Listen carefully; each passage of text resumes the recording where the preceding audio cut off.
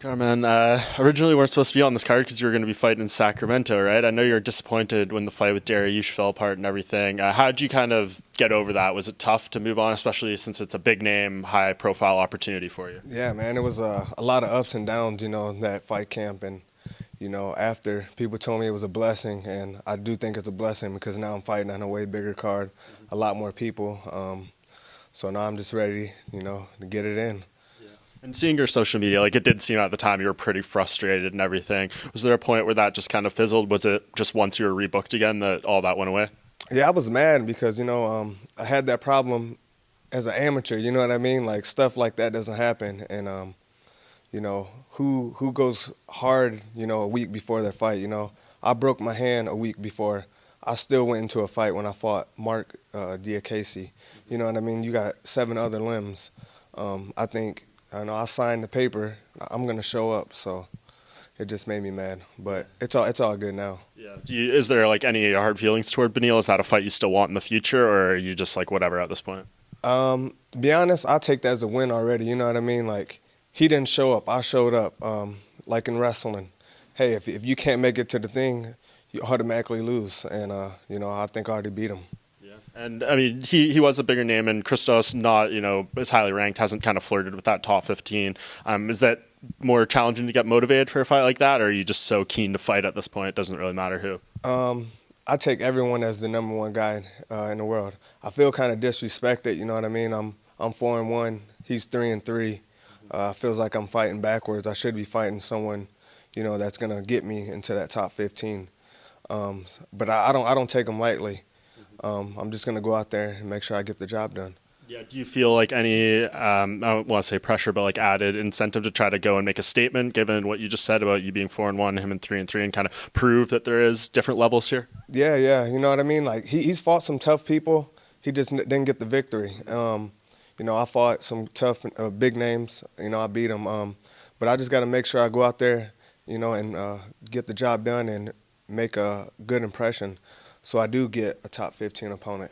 Do you partly feel like you should be a little further along in terms of like fighting ranked opponents, or is it just, the one setback you did have was kind of wrong place, wrong time in terms of that development? Yeah, it kind of seems like, they set me up. They want to use my name for other people, and, I just beat them, and, hopefully after this, they respect me and give me somebody in that top 15. Do you feel disrespected at all, or is that just, something you kind of just use as motivation, stuff like that? I just use that as motivation, you know what I mean? Like, to me, I should be fighting someone in that top 15.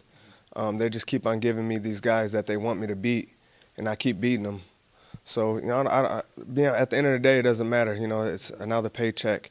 But I do want to eventually get that belt. So. Yeah.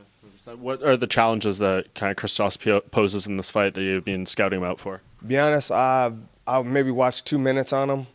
I just know he gasses. I've seen everything. I fought, some of the best. I've seen everything. So whatever he brings, I don't think, it's going to be able to phase me. So.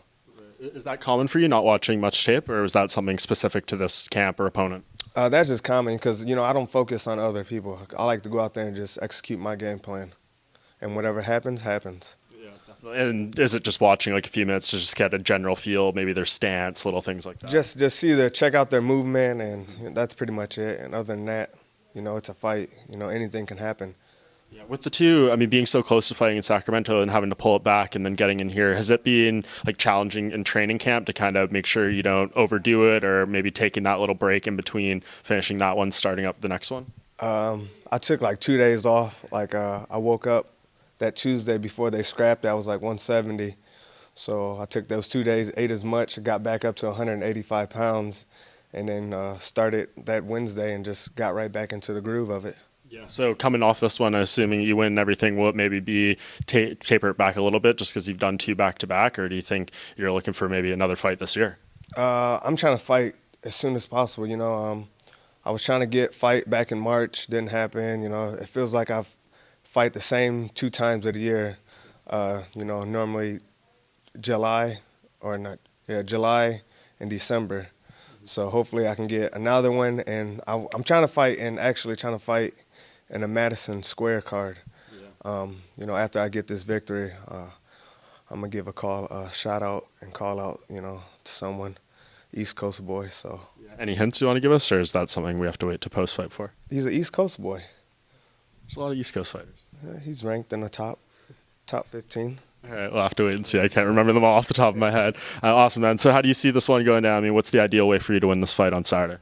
I actually do believe in my heart I'm going to go out there and finish him in the first. So I'm going to get it done by a knockout.